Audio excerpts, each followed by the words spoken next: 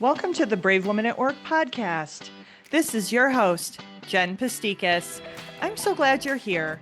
With the Brave Women at Work podcast, you'll get the resources and tips along with real-world stories and humor to empower and inspire you to take bolder and braver actions in your career and life. Welcome to the Brave Women at Work podcast. This is your host, Jen Pastikas. I'm so glad you're here. Well, hey everyone, how are you doing out there? So as I'm recording this, we are 1 week out after the Thrive in 25 conference just happened. And all I can say is, wow. I don't know, just wow. The women that attended were so powerful. They were wonderful to meet and to get to know in person. And it was almost like an out of body experience to know that I helped to bring this beautiful thing to life. And now, as I told everyone at the conference, I am resting as much as I can. I am taking naps. I am sleeping longer than normal because it's almost, and I'm not diminishing carrying a child, but when you carry a project like we have, I'm going to say Hope Mueller, Natalie Benamu, Stephanie Jung, Jackie Satera. You know that I love you all, but we all carried this project for 1 year, right? 1 year of planning. And after that, it is wonderful now to be able to put that down and put it behind us. And now I personally can fully ease into summer and slower days and making fun memories with my family. Not that I couldn't do that before, but I was doing multiple realities at the same time, carrying this thing, right? That was the conference. And now I'm just really excited to kind of ease into a slower season in and really focus on my family. So, what are we talking? It's kind of a weird and interesting juxtaposition because the energy that my guest today has is all about innovation and trying new things, which is interesting, right? Because I just did that with the conference. And I know that my guest, former Congresswoman Marie Newman, would have been cheering me on if we knew each other before the show today. And Marie is just so inspiring to listen to because her life and career has had so many zigs and zags, but she hasn't been afraid to try the new thing. Just like I said, I just tried the new conference. In fact, she said at one point in our conversation, or maybe it was before or after we were recording, she admitted that she's the opposite of being afraid. She's often known and will be teased by her family members or her friends like, when is she going to embark on something entirely different? And I have to say, I would like to get teased for that. I would like to get teased for trying the new thing without fear. How about you? So during today's podcast, Marie and I chatted about the various twists and turns in Marie's career and life, what prompted her to write her book, a memoir called A Life Made from Scratch, what life has been like as a former congresswoman, and what she learned from her political role and how it's translated to create meaningful and long-lasting change, whether it's publicly, personally, professionally, in her own family. How she has felt from moving, and I asked her this, from a very public life and image to a private one once again. How she has navigated parenting a transgender child, and how she's really woven all of these beautiful stories together in her book, A Life Made from Scratch, and so much more. So here's a little bit more about Marie. Marie Newman is a former congresswoman, nonprofit CEO, marketing executive, author of A Life Made from Scratch, and When Your Child is Being Bullied, Real Solutions. She is an anti-bullying activist, former Moms Demand Action spokesperson, and national LGBTQ plus advocate. In addition to those roles, she is a mom of 2 adult children, consultant, and podcaster. Marie Newman is known for building movements and solving the toughest problems. Her next book, or her book, was released in March of 2025, A Life Made from Scratch. And her motto has been, When you do not see the solution you desperately need, make it from scratch, as we will hear in today's show. Marie has been frequently interviewed on MSNBC, CNN, Fox, NBC, ABC, CBS, and PBS over the last decade for her congressional work, and prior to that, her activism. She has also been interviewed by the New York Times, Elle Magazine, Teen Vogue, Ms. Magazine, The New Yorker, Washington Post, USA Today, Chicago Tribune, the Chicago Sun-Times, and many other national publications. She has penned multiple op-eds on hot topics over the last several years. Newman is a sought-after speaker by national organizations and universities on women's rights, gun reform, LGBTQ rights, and economic equity across the nation before, during, and after her time in Congress. She lives here locally in the Chicagoland area, which was really cool to find out, with her husband and her beagle, Iggy. And Marie is, she's not bored, right? She is currently working on a new novel, a work of fiction that she is kind of targeting for release in 2026, and a new podcasting launching, if it hasn't already, here in 2025. So if the podcast Brave Woman at Work has helped you or made an impact on you personally or professionally, I always ask, be sure to share it with a friend, family member, or colleague. And then some other things you could do to help out the show is just hit the plus sign, the subscribe. So this gets into your weekly feed. It hits every Thursday. I try to be like clockwork so that you get that right in your feed.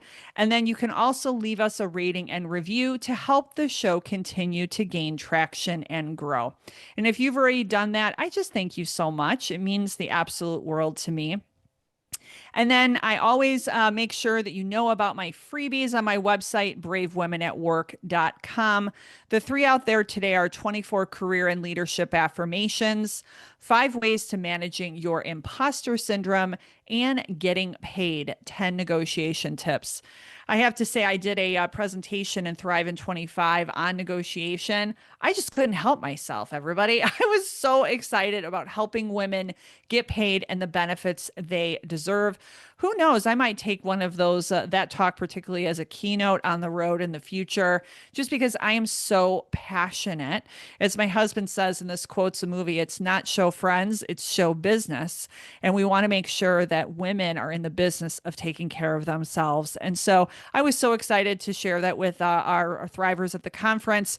And maybe I'll do a podcast again. I've done it already in the Wayback Machine when we first got started on negotiation. Maybe I'll dust off a new one in the future as we continue forward in 2025. If you'd like to hear more on negotiation, just let me know. Send me an email at hello@bravewomenatwork.com. Okay, so a final announcement. I'm doing my all call. I don't typically do this, but if you're looking to be an author, please contact me again. My email, hello@bravewomenatwork.com. So my partner and I, my friend Hope Mueller and I, we're looking for our last 2 authors for our next book in the Brave Women at Work Women's Anthology series. This one is going to be called Brave Women at Work: Lessons in Authenticity. So this current cohort on authenticity is starting in mid to late August 2025, and we would love for you to join us. So if you've always been thinking that you've had this dream, and almost every woman that I talk to that does this process and works with us, they're always like, oh, I always thought that I wanted to be an author, but I didn't think I could. I'm telling you, it is absolutely possible in this way, because you're only contributing 1 chapter. It's 2,500 to 5,000 words, and we help usher you through the process. So if you've always had a dream in your heart and you say, oh, I want to be a writer, I want to get my name in print, I say, contact us, and don't worry, we got you. So my publisher and editor, Hope Mueller of Hunter Street Press, we have you from A to Z, and we love helping first-time authors bring their stories to life. So again, if you would like to explore what it means to be being part or an author in a women's anthology for Brave Women at Work, email me at hello@bravewomenatwork.com. All right, let's welcome Marie to the show. Well, hello, Marie. Welcome to Brave Women at Work. How are you today? I'm fantastic. So good to be here. Oh, yes, I'm really, really excited for our conversation. So, I know this is a broad question, but would love to hear more about your background story. And more specifically, how did you start, your journey to serving in Congress? Yeah, it started actually in the business world and the nonprofit world. And it came to this kind of convening, if you will. So I started out in marketing and advertising. I worked my way up the ladder to partner and executive. Mm, Very much enjoyed it. Always did a lot of volunteer service work on the side in a bunch of areas, women's rights and healthcare, illiteracy, and a bunch of different movements, homelessness, all of that. So, um, when I started having kids, I started to work in the gun reform movement. And mm, so a lot of my advocacy um, was very fulfilling to me. And then I also could use my professional skills in mm, communications, right? So hmm. enjoyed a lot of that. As I went along and had kids, we went through some family struggles, right? My oldest, my son was bullied severely. Now, Oh, I'm so sorry. the end of the story is very good. He's happy as can be and doing Good, incredibly well as a 27-year-old, right?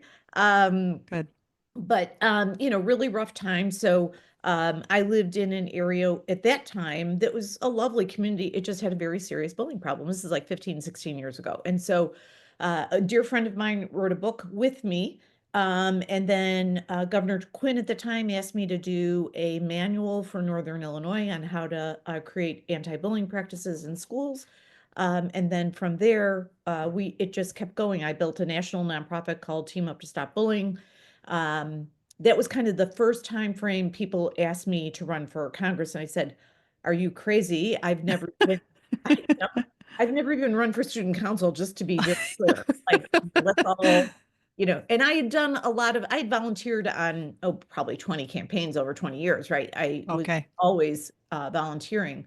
Um, and then my daughter, Evie, she transitioned from male to female about 11 years ago and had to learn all about that and learn how to be a mom raising a transgender child. She's doing well now too. So, but that was a big challenge. We've had ongoing mental health struggles in my extended family and then in my immediate family that we've all had to be a team and work on, right? And so folks knew I was kind of passionate about all those things. And so I ran in 2018 and I lost by 2 points. And then in 2020, I won. I ran again and won by 4 points against four guys, right? So, Hey, I yeah. mean, brave women at work right there. Okay. Right. So, and that's what we all share, right? Is that we've all had that story where it's like, okay, a lot of times you don't win the first time. That doesn't mean Hmm. you stop trying, right? So, my term was from 2021 to 2023.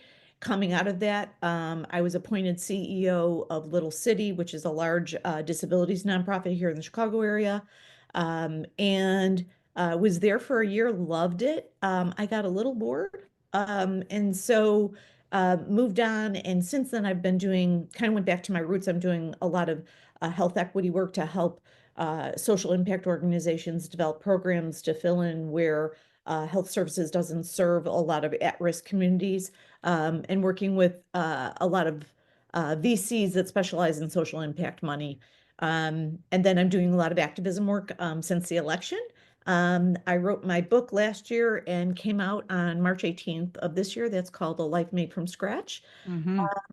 And rolling forward, I always like to say I have a portfolio of jobs now. I do a little bit of a Yeah, lot, you do. right? So So yeah, were you even as a kid, I have to ask. So I hear the undertone of activism, right? And I think there have been life circumstances that have put you in there. But yeah. have you always kind of had that spirit, like that core spirit inside you? Yeah, I think some of my best friends from high school would immediately tell you that when I was freshman, I was like 90 pounds soaking wet in high school. And there was a big group of seniors, football players, wrestlers, whatever, making fun of the special resource kids. And I just walked right over there and let them have it with both barrels. And they were like stunned. who is who is this lady? That's So, Marie. That's like the core of who you are, probably. right, oh, very much so. And so, um, it, and I had worked on immigrant homelessness in when I was in high school, and a lot of different service projects. So it was really nothing new. It just all my worlds came together. I was a management consultant for a long time when I was in the marketing business and had my own business. So I started my own business because I didn't have enough childcare, right? So a lot of times I Mm. all of these workarounds in social service areas because I experienced something. My child was bullied severely. My kids have both had anxiety and depression. My husband's had depression. So working within that net of services has been illuminating for me. And so it probably wasn't a surprise when it all came together. But if you had told me even 5 years before I ran for office that I was running, I was like, you are on drugs. You are on drugs. You know, it's interesting too. It's refreshing. So, a compliment to you. And I mean, I've not talked to, and you're my first former politician, congresswoman, right? Obviously, very skilled, advanced in activism. But I've not met a lot of politicians, but they don't strike me, and this is my concept, right? That they're going to be as open and as vulnerable as you just were, like even in your story. It almost feels like maybe I would get a glossier version of like maybe their life or whatever. Did you find, or have you found through your political career, your activism career, that that's actually been a superpower that like, this is who I am, like it or lump it, like, I'm just really honest about, and not embarrassed about the successes and the struggles in my life. Yeah. For me, being open, transparent, and honest is undeniable, and I actually can't control it. Like there Me is no, too. That's what I tell my husband. I can't control it. I'm sorry. I'm sorry, I have to say what's on my mind. And one of the reasons I talk about all those things is because it's so important, particularly like in the mental health space. I don't think any of us on this, any of your listeners, neither you nor I, can think of a family that isn't affected by mental health issues, right? Right. But we still like, my mom had the saying that like, when you keep throwing something under the rug and you keep throwing things under the rug, you get a big bump and you're going to fall over it, right? Mm. So and you can't throw things under the rug. So for me, my best plan of attack, whether it was during my executive days and one of those terms, or being mom, or in Congress, was let's be open and honest. This is the problem.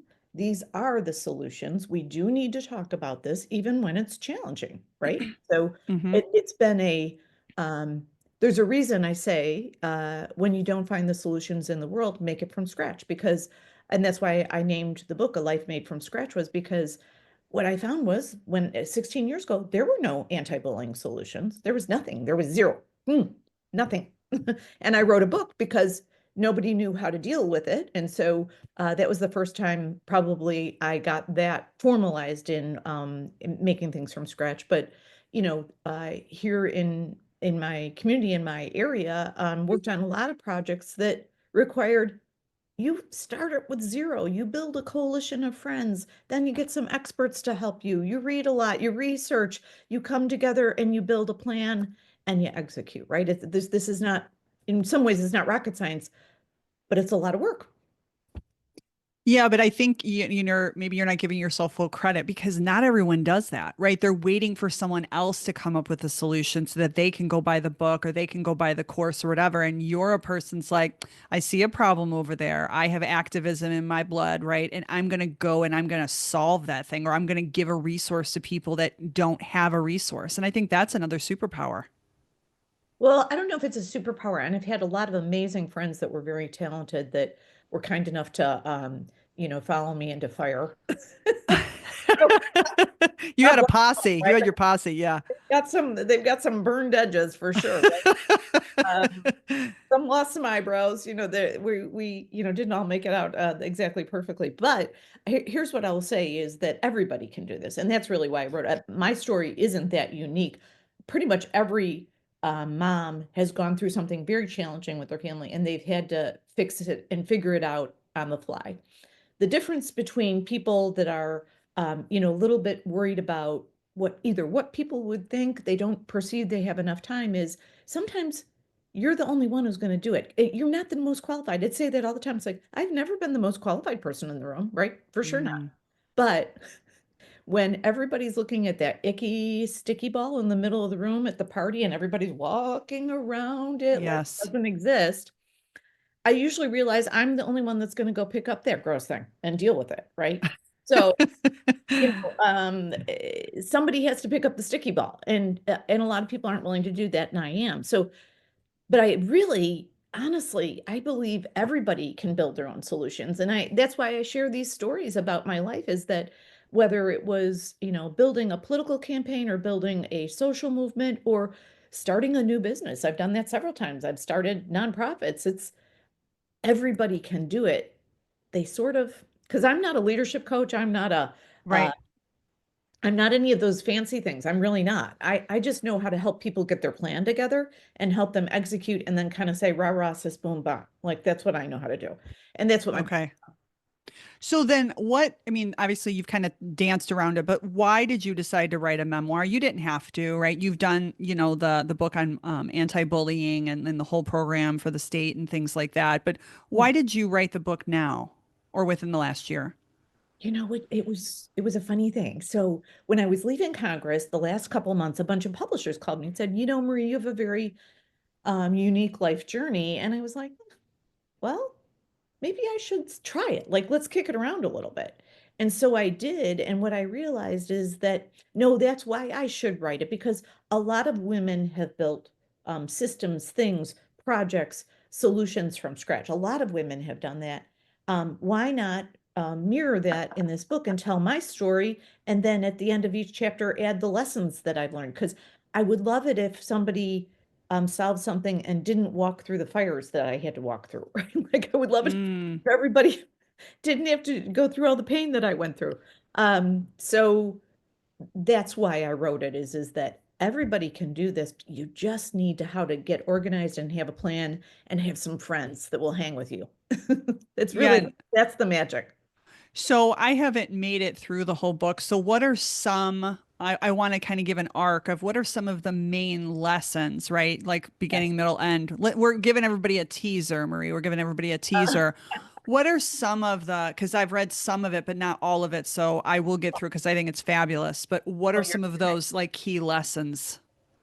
you know, um, I think the number one thing is that every dream and every problem starts out, and for your listeners, I have my hand in the back of my head. It starts way Mm-hmm. back Way in back here. your brain, right? And it's like a whisper, and sometimes it's a dream, and sometimes it's a nagging problem. Then it starts to get around closer to your ear. It's really bugging you, and then all of a sudden, at some point, it's in your face and it's screaming at you.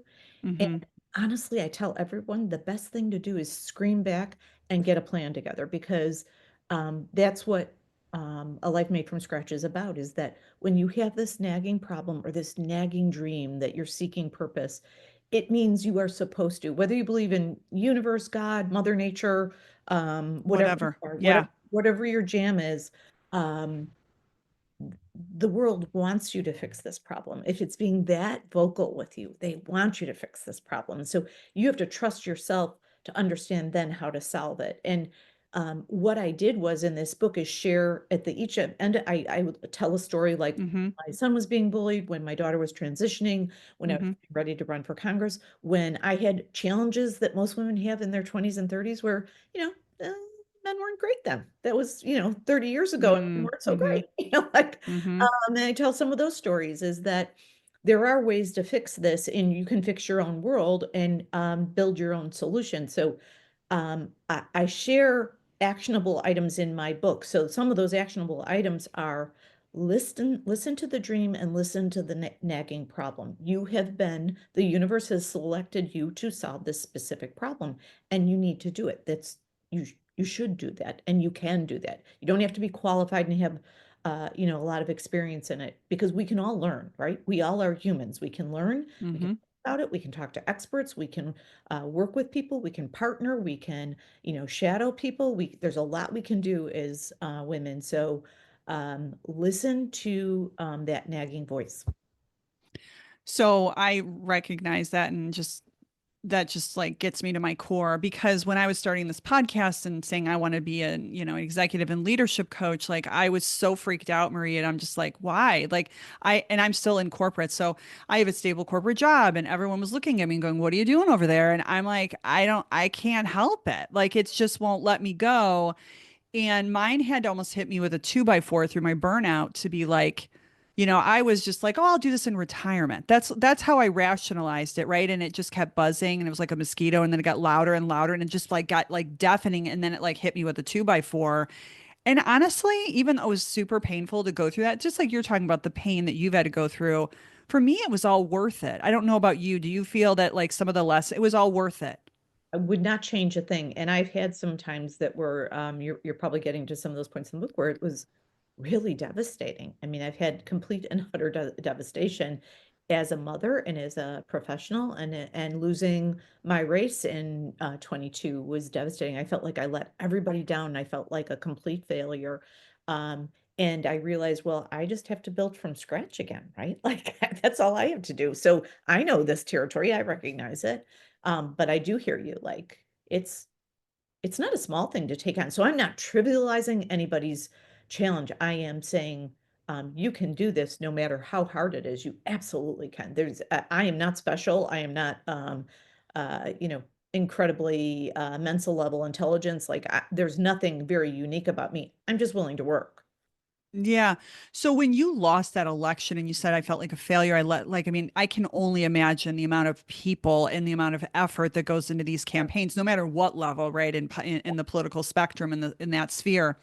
so true. Yep. How did you did you like give yourself like, okay, I'm gonna like feel really bad for a period of time. I'm gonna grieve the loss. I'm gonna Yeah. come out of the loss and feel waves of grief. And then I'm gonna get up and I'm gonna like start again from scratch.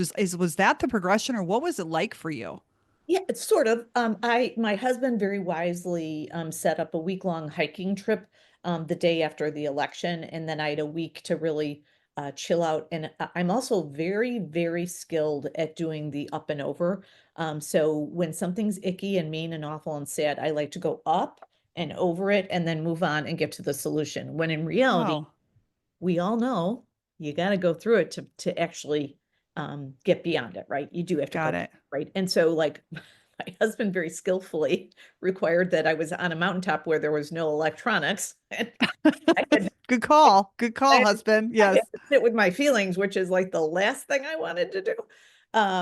But we did. We really had a very quiet week, and that helped me actually deal with it. Because a lot of times when I have trauma in my life, I like to go up and over and then start helping someone else. That's really good because I don't have to think about it then.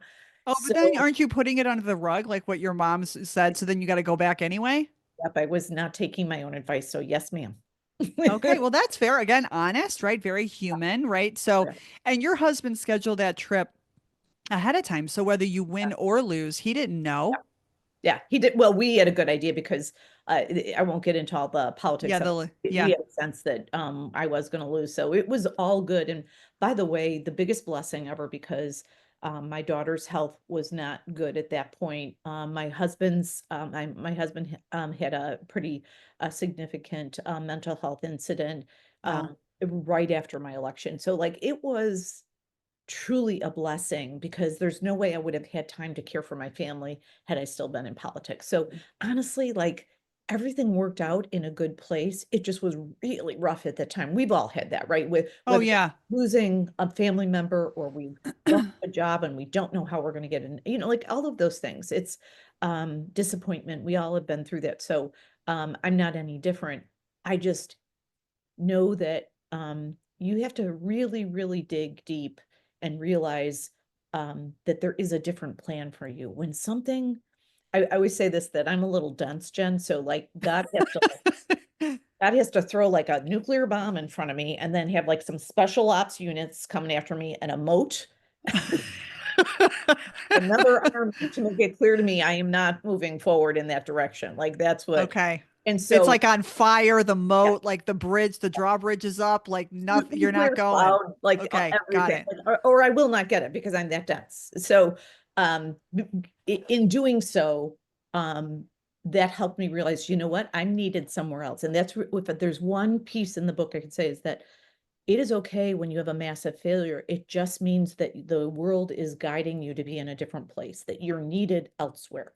And as my husband says, that seems to be every 2 years for you.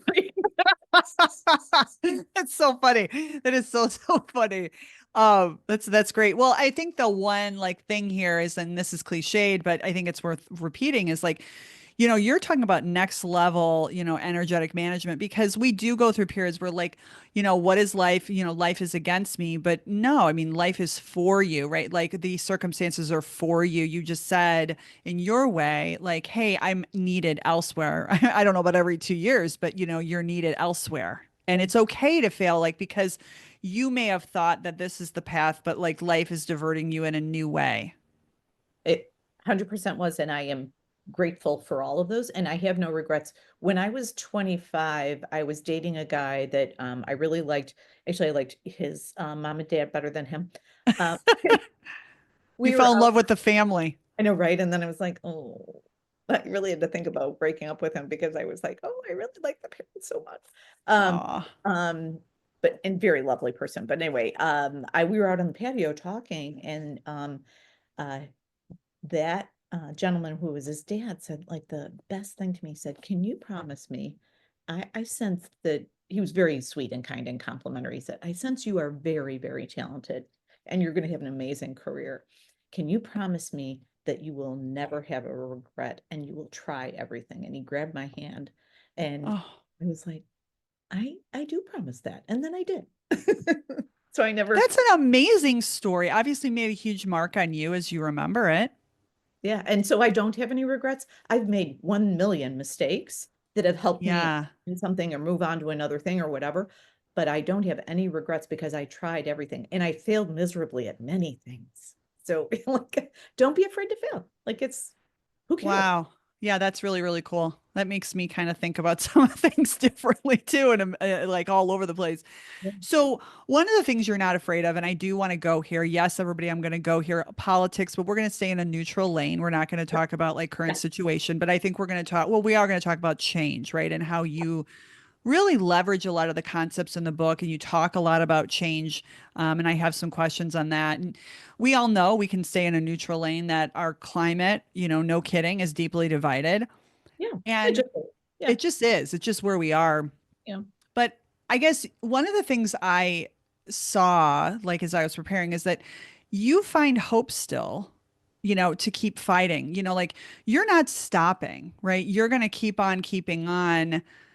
I don't know what keeps you motivated to keep doing that in the environment today. You know what? It's funny. Even when I was in Congress, as much as people perceived I was deeply blue and a very specific thing is I'm just for people. Like I'm always for people. I'm always fighting for the underdog, right? Is that when Kirkus Reviews did my review, he said, they sent me a note back in addition to providing a review for me. They said, you know what, this just reeks of you are the utmost champion for the underdog. And I always have just rooted for the underdog. So I just root for people. And so people in across the political spectrum like working with me because I just root for people and I don't care about anyone's rhetoric or all that nonsense, right? Like I am rooting for people. I don't come from, well, the middle of the middle, right? Like nothing special in my childhood. And I had to work really hard for everything. Like my mom and dad didn't give me a job and didn't, pay for Yeah. and all of that. Like I had to work really hard to get where I was, right? So as a result, I had some lived experiences in my 20s. In my 20s, I didn't have healthcare. I remember how that felt. Wow. Remember how that felt. Like it was yesterday. Now I loved my career and it just didn't pay very well, right? Um, so healthcare was sacrificed. However, I will say I'm glad I had that experience because then when I got to Congress, I realized, you know what, people deserve healthcare no matter what, right? They do. That is Mhm. just a human right. So for me, that change piece and that forever activism that's in me um, is just always on fire because when I see injustice, I need to address it. Like I can't just walk by it. Like it's the sticky ball. Injustice is always that sticky ball in the room Yeah. to solve it. So just curious about like maybe your family or your upbringing, the dynamic there. Did they give you a real sense of work ethic, or do you think this was just like born in you? Like, because your work ethic seems to me a little superhuman. So I'm just kind of curious about that. I think my parents were really hard workers. My mom actually was a stay-at-home mom, but you know, she sewed all of our clothes. She, did sewed the drapes. She Wow. did everything by hand. And sadly, I didn't get any of those creative traits. I'm horribly inept when it comes to creativity, but so, but she worked really hard to make our home amazing, right? We had four kids, and my dad was a really hard worker. He was an actuary, and he went downtown every day to work, and just was a great role model that way. But and their parents, they did better than their parents. So I'm half Dutch and half Irish. We both sides probably fifth generation, right? But that work ethic, I think, comes from immigrants that come to this country work really hard, and then it's imprinted on your DNA for all and I forever. agree with that. Yeah. Yeah, I agree with that. So my story, which I think I've shared here, but people can listen again. It's our first time, right? Is that my dad was an economics major. He has since passed many, many years ago, almost 30 years actually. But when we were kids, he was a visionary, Marie. He was quite the visionary. And we were at like a greasy spoon, in Northwest Indiana, right? That's where, we're both Chicagoans, right? So I was born in the region, right? If you will, on the other side of the lake. Yeah. And we were in a greasy spoon, and he started on a napkin and he said, kids, because I have one brother, and he goes, you guys have choices, right? Do you want to work at like the local McDonald's, or, do you want to start a family business? And was really serious. This was not like, a joke. And I Yeah. was 12, my brother was 10, and he's like, I think that we could really do something here. And we started a lawn business as a family. I love it. And don't you love that? And it wasn't like, like a weekend hobby lemonade stand. I mean, he Yeah. made us go, collect the cash and eyeball to eyeball and shake hands and do the customer service. And I mean, he was so ahead of his time. And what an amazing end to the story. My dad passed, many moons. That's not the good part, right? But he taught us all those wonderful things, and my brother kept taking it along just with sheer will and sheer work ethic. He actually put the down payment on his home with the money that he sold from that business. The business at one point was doing over 200 lawns a week. And it grew into something amazing, but that is imprinted in my DNA. And so I really understand that. That's your story is so prescient right now because um, kids, I'm doing a bunch of speaking engagements to colleges, and um, I keep telling them, I said, you have imprints on your DNA you can't even know about, right? You can't discern it, Yeah. you can't feel it, it's not palpable. But I would be willing to bet because you're here at this university that you have imprinted on you your work ethic, and that will carry you through any incredibly difficult intellectual challenge, Yeah. emotional challenge, mental challenge. So know that you can do this. Yeah. Oh, it's so good. I'm so glad you're doing that. I tell my daughter, she's 13, and I've introduced the term grit to her, right? When she's like ready to quit, I'm like, honey, we got to talk about grit. You got to like get grit. She's like, what's grit? Because that's not a word we use every day, or at least I don't use it every day. I I'm know. like, It's a it's good one. called, it's called, being resilient. It's called being tough. It's called getting through tough things, right? And not quitting too early, the whole idea of the underdog, which Marie, we could talk forever on the underdog. My favorite movie is Rocky. So just like so You we have a know, lot in common there. and a Uh, lot of times I felt like Rocky. I know, no kidding. So okay, so going back to Congress, right? So what are some lessons that we can learn from your experiences in Congress for overcoming like I can only imagine like going out for a cocktail, you probably have amazing stories, right? Like the gridlock you faced, right? In it being such a tough political climate. And it wasn't many years ago, it was recently Yeah, to no, achieve meaningful yeah. change because I like even in corporate, we face gridlock. You probably face gridlock in corporate where someone disagrees with you and you're trying to get your idea across. So like what experiences can we learn from you? You know what? From the moment I walked in the doors of the Capitol, I realized we are all humans here. And to Hmm. put anybody on too high of a pedestal is probably not a great idea.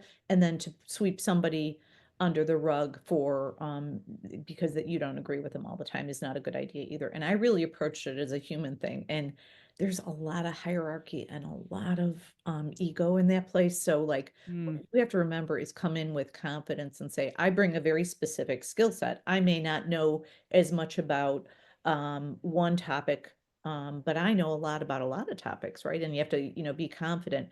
And also use your, obviously your best diplomatic skills and all those things, but do remember that they're humans. They're just like you. Like they're not superhuman. And either treating them too reverently or disrespectfully on the other end of the continuum is a really bad idea. So they're just humans. We're here to partner on this project. And if you're stonewalling me, I hmm. accept that. I'll either go around you, I will go under you, I will go over you, but like you do you. But I will tell you, it was really interesting. Again, people perceived that I was very overly left, and maybe from their perspective, I don't know, but I was always for the people. And I think people on the other side of the aisle would always tell me that you were always kind to me, Marie. We disagreed a lot on a lot of things, but you never treated me disrespectfully. And honestly, I'll take that, right? My team, I had an amazing team in Congress, and they did a great job too. They worked with their counterparts in other congressional offices really well. So I miss that team. They were really amazing because we all had the same values, truly. That's amazing. Thank you for sharing that. I like what I tell my kids is everybody puts their pants on one leg at a time. Yeah. We're all in this together, right? Like we Right. got to figure it out. Yeah. Exactly. As you've been talking, something that's popped up to me a little bit off of politics, but you've had like 9 lives. I don't know if anyone's ever told you that. Like you had all these like pivots and now you're in VC and you just talked to me about speaking and all this stuff. Weren't you scared? Like, to like have all these different pivots, like, like me, right? Like I am in corporate and people that are in corporate, they're just in corporate, right? And they stay in corporate. Or, even my parents, they were in the same jobs. My mom, God bless her, was a teacher for 37 years, Marie. My dad was a high school principal when he was alive. So, I mean, they kind of had one career. You are not this person. Like, so how have you navigated? Or manage the fear to keep pivoting. Um, for me, and this is actually a problem too, actually. Okay. Um, as my husband would put it, is that your problem is you have no fear, and that is a problem. I'll take a shake of your no fear and with a little of my fear, and then it'll be all balanced out. Okay. You have no fear. Tell me why. Now, what's funny is I have had extreme imposter syndrome, but I have no fear. I know that kind of doesn't make Yeah, sense. that doesn't make sense. So tell me about So that.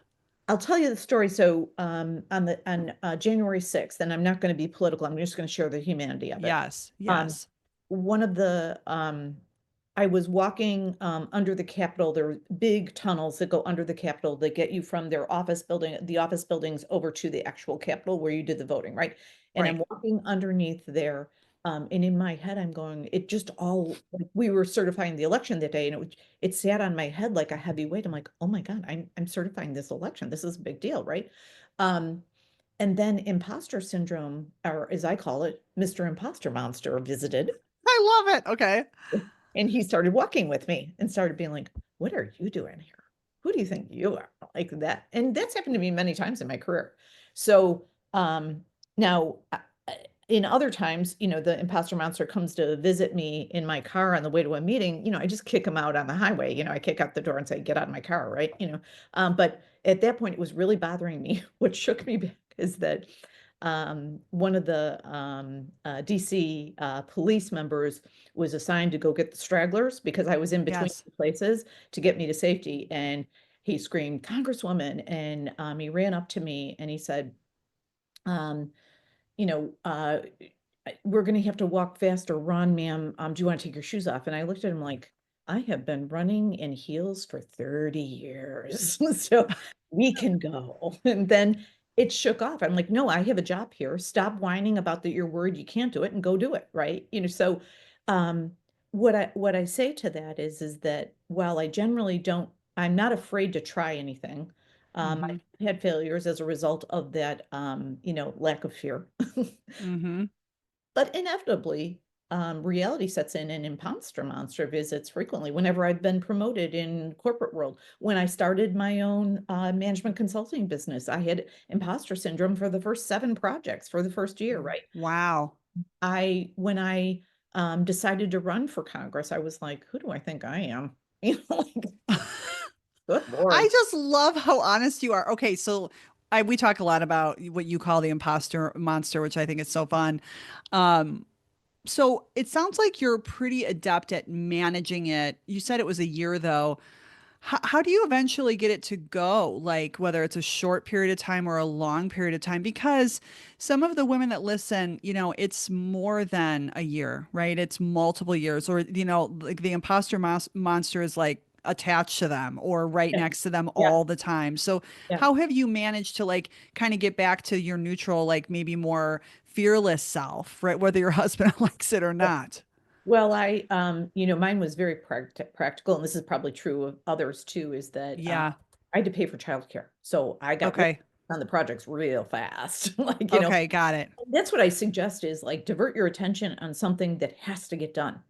And don't tell your brain. I mean, this is part of I know there those of us that have been through therapy, there's CBT and DBT. Yeah. We Yeah. effectively are retraining our brain. So when one thing is triggered, you've got to learn to do this exercise. So my exercise from a DBT and a CBT perspective is when a monster comes and wants to sit on my shoulder, I immediately go to a task that takes my full attention and get very Okay. focused to get it done. It doesn't mean that he won't come back because he does.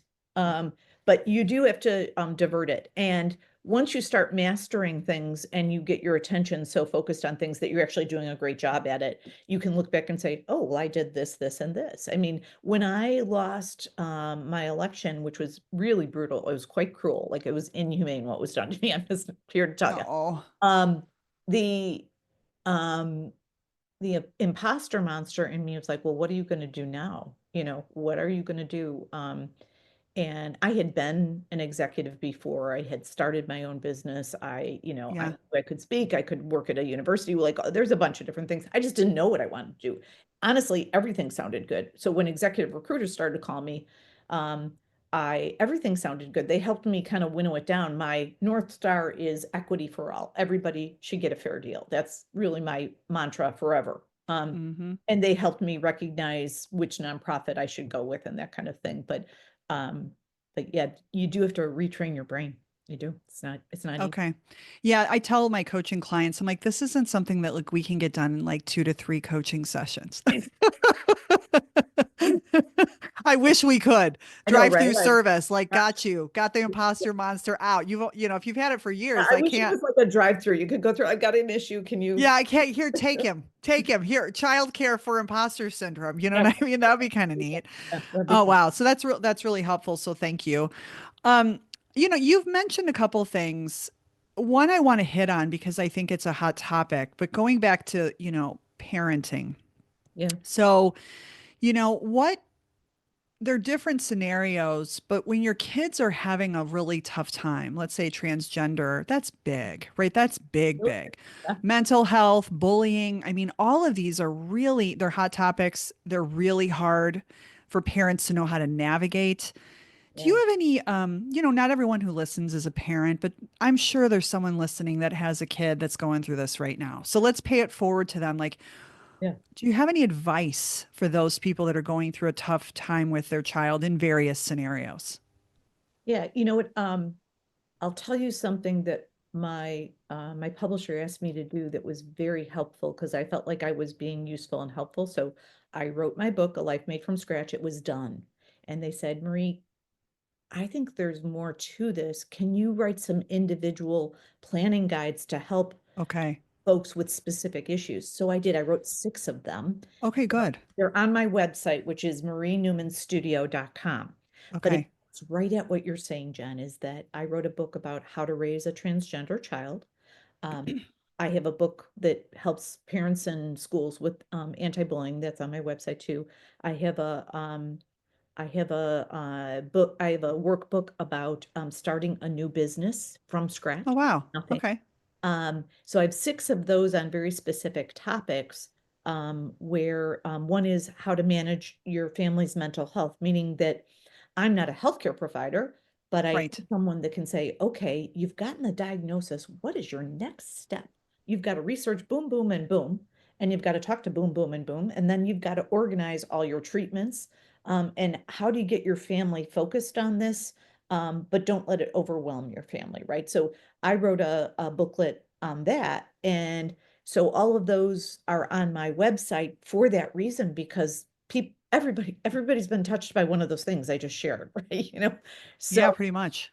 yeah, so whether it's business, mental health, raising a transgender child, starting a social movement, or solving a problem in your community, running for office, it is somebody needs one of those. So that's why I wrote this planning guide series to help people. Oh, so good. We'll put all the links in the show notes for sure. Thank Yeah, you for that. That was a really good call. You said the publisher asked you to do that after the book was and I was written? like, can do that. And I kind of did it on a lark. And then I had a great designer help me with it. And we made it so that it can be something that you write in, or you can use it as an ebook. You can have it on your computer and write So in it. cool. So like, or you can have it physically. What's funny, when I was writing it, I was like, well, I'll just make it an ebook because everybody wants it digitally, right? And then interestingly, a lot of Gen Z moms and millennial moms were like, no, I want the workbook. And I was like, really? And so, yeah, you can, yeah, Yeah, we can't figure out Gen Z yet. I just had someone who studies generations on the podcast, and I'm like, I'm still learning. So that's why I had to have well, someone. both my kids are Gen Z, so believe me, I'm learning. Oh, dear. Yeah. So Oh, my kids are, I think, well, yeah, they're Gen Alpha. So like, who knows? Jump yeah. ball. Like, I have no idea what's happening Totally with them yet. They amazing. haven't been studied. Yes. So talking about the political stuff, and you said a book, like a workbook or an accompanying book for Yeah. running for office. Yeah. What advice would you give to women or somebody that's marginalized, any of the marginalized groups that they're feeling like they want to run for office in today's, political climate? What would you tell them? Do it. Do it. Yeah. Just do it. Even if you're going to get bumped, bruised, scraped, like just do it anyway. Remember, losing is not losing, because when you run against an opponent that isn't doing the job the way your community wants them to, they hear that. So even though you may lose, they will move on positions and do a better job. So no matter, you're winning no matter what. Like the first time I lost against the congressperson that was in my district, that was anti-immigrant, anti-women, anti-healthcare, voted against the ACA, was horrible on a bunch of topics, and he was in my party even. And so we moved him on like 3 big issues, like really moved him to the point where he changed his votes on things. So that was a win. So even if I hadn't run again, that would have been a win, right? So what I tell to women candidates is nobody's going to ask you, because that's not how the world works. But nobody's Mm, going to say, hey, here is this role that we'd like you to run for. I mean, it does happen occasionally, but mostly people or women have to step up and say, you know what, it's me. I'm going to pick up that sticky ball and I am going to solve this problem. So much to the point, Jen, is that I only support women and people of color. I do not, I mean, I am not anti-white men, just to be clear. yeah.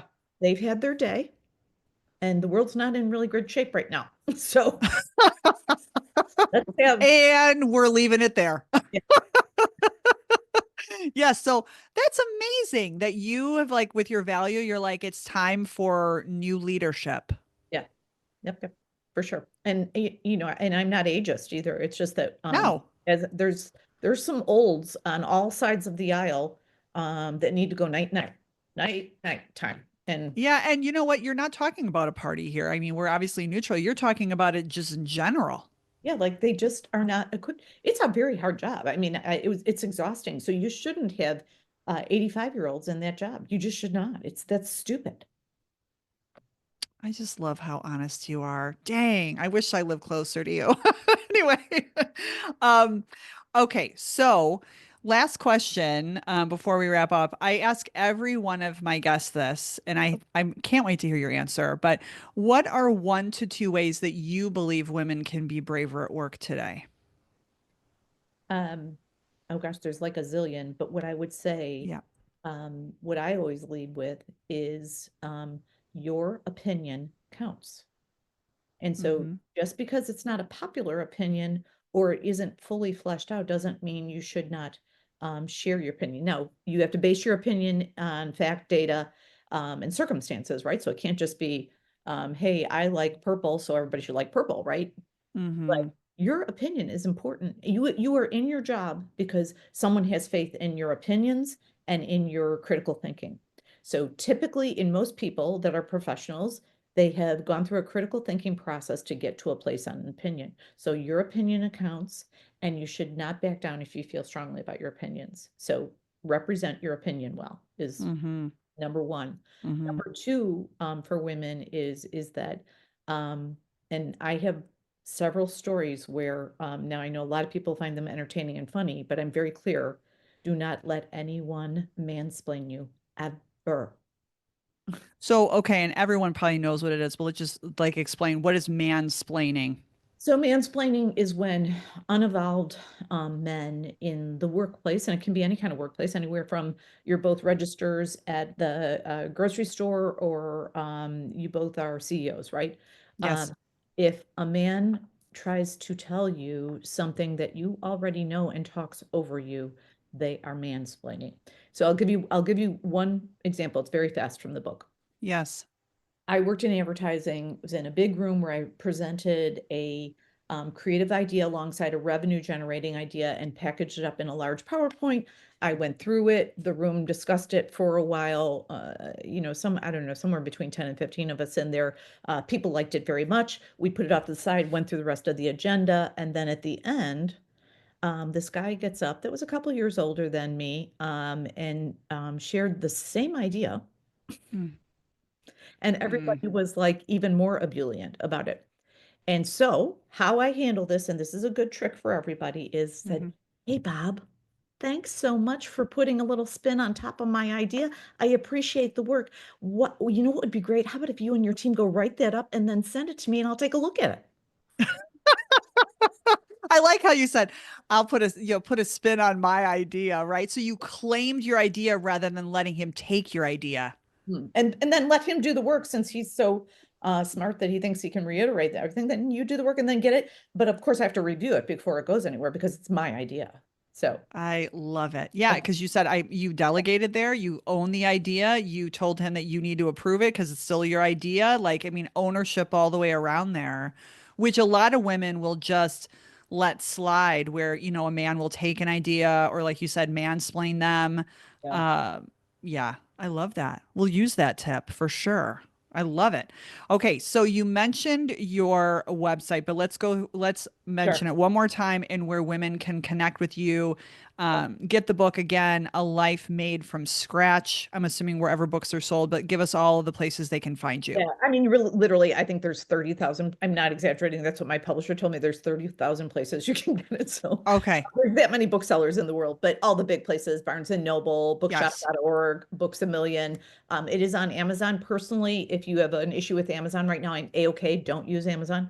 And so you can get them online. You can get them at independent bookstores too. There's a lot of, particularly in the Midwest, there's a lot of bookstores that are carrying my book, but you can always get it online, barnesandnoble.com bookshop. It's a life made from scratch. You can also just take the easy path, go to my website, which is marienewmanstudio.com. It's my name, marienewmanstudio.com. And all of my books are on there. And then if you need a speaker or you just have some questions, my team looks at my email every single day. I usually do too. So I sincerely want people's questions. If you have a question for me, reach out and I'm glad to answer it. All right. Well, Marie, thank you so much. It's been such a pleasure talking with you and just really refreshing. You never know, if you're going to get the glossy with someone that's been, in Congress or in politics or not. And A you super have sticky been, ball like Marie. no, you're all about the sticky ball. You're all about the underdog. And I'm here for it. So thank you so much. Yeah, it was a delight. Thank you for having me. Well, that's a wrap on my discussion with Marie today. I hope you found our conversation both valuable and inspiring. Here are 2 journal prompts until next time. In what area or areas of your life and career do you need to create or maybe even recreate from scratch? And when fear or the Mr. Imposter monster, as Marie says, strikes, how can you manage it? What can you say to yourself or do to keep going? As a reminder, please rate, review, and subscribe to the podcast in Apple Podcasts and Spotify. The show is also available on any other podcast platform you enjoy. Until next time, show up, create it from scratch, and be brave.